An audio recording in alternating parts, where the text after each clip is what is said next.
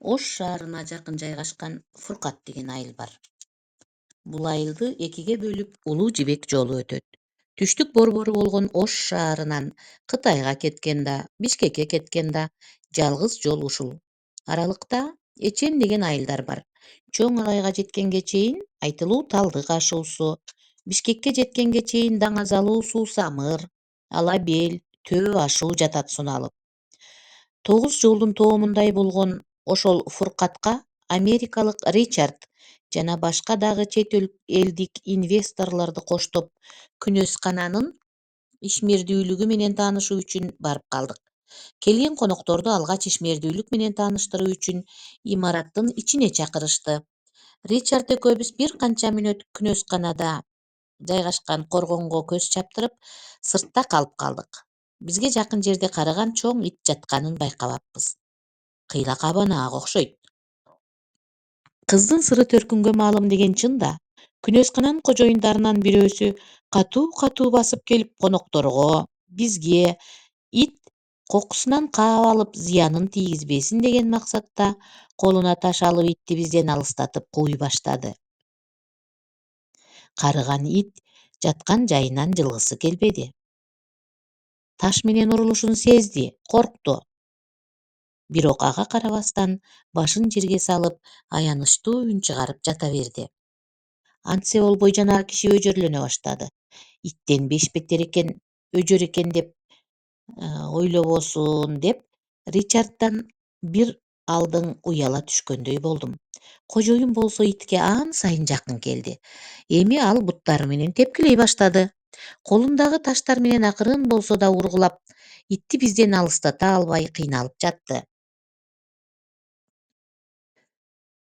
Ит ан сайын аянычтуу катуу кыңкылдап, бир эсе догурунуп үн чыгарып, каалабаган абалда бир аз алыстады да кайрадан жатып алды.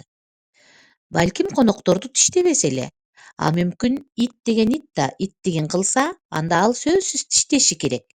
Сырттан келгендерди тиштеп же үрүп, короодон кууп чыгуу иттин милдети да. Ит адамдын досу деп да айтышат. Бирок бардык адамдардын досу эмес. Ээсинин досу экенин унутпашыбыз зарыл. Адамдар кепке чебер болгондуктан бул көп сөздөрдү кээде кыйыр мааниде колдонушат эмеспи? Ал тургай кээде айрым жаман сапаттарды байкаса, айбанаттардын мүнөзү менен чагылдырып беришет. Мисалы, иттик кылды деп коюшат. Мисалы, жалкоолук жөнүндө айтылган ит итти жумшайт, ит куйругун жумшайт деп да коюшат. Кыргызда кызыктуу лакапка айланган дагы бир сөз бар. Эрдик кылып кой союп, иттик кылып төш тартты. Чындыгында Күнөскананын кожоюну бул аракети менен конокторго урматын көрсөтүп, бөөдө кырсык болуп кетпеши үчүн алдын алып жатты. Ооба, ал өз түшүнүгүндөгү ой түшүнүк менен карады. Оюнда конокторду этияттоо деген таза пикир бар эле. Бирок иттин кыңкылдаган кайгылуу үнү, кожоюндун аны айдап жаткан аракети бизге жөнөкөй бир көрүнүш катары туюлса дагы, бул абал Ричарддын башына башкача бир мээримин козгоду. Ал өзүн кармана албай кетти. Чыдабай калды көрүнөт. Өңү түсү өзгөрүп, кызарып, Күнөскананын кожоюнун бир эсе жек көрүп, көздөрүнө жаш тегеленип, англис тилинде сүйлөнүп, анын жанына ыкчам жетип барды. Күнөскананын кожоюну чынында бизге конокторго камылга көрүп болушуп жатса да, Ричард абалга өз түшүнүгүнөн карады да итке болушуп кетти. Күнөскананын кожоюнун уяткарып, минтип сүйлөп жатты.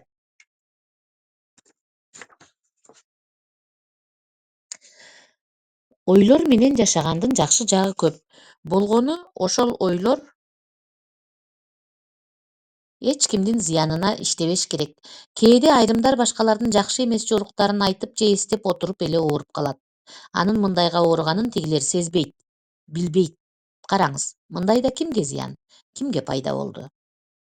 Ушул аңгемени жазып жатып, жогорудагы боштукту ар түрдүү ойлор менен толтуруп көрдүм. Сабактардагы тестте А, Б, В, Г деген 4 жооп болот эмеспи? Анын сыңарындай ойго келген бир сөз менен минтип жооп жазууну ката деп ойлободум.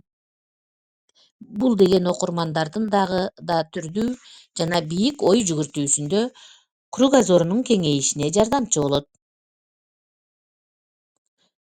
Кожоюнунан кордук көрбөгөн ит короочул болот. Кыйналганына карабастан короону кайтарып, кожоюнуна көмөкчү болгон жаныбарга жаман мамиле жасаган адам кези келсе, айрым адамдарга деле ошондой муздак же зулум мамиле кылат. Ай, мени Ричард дебесең дебей эле койчу. Мен деле сени унута алсам унутайын. Мындай жаман адаттагы адамды тез эле унутуп койсом экен. Итиң иттик кыла электе, сен өзүң иттик кыла баштадың. Итке жасаган мамилең аркылуу өзүңдүн кимдигиңди көрсөттүң. Инвесторлорду сыртка чакыр. Биз кетебиз, деди. Мына ушул 4 жооптун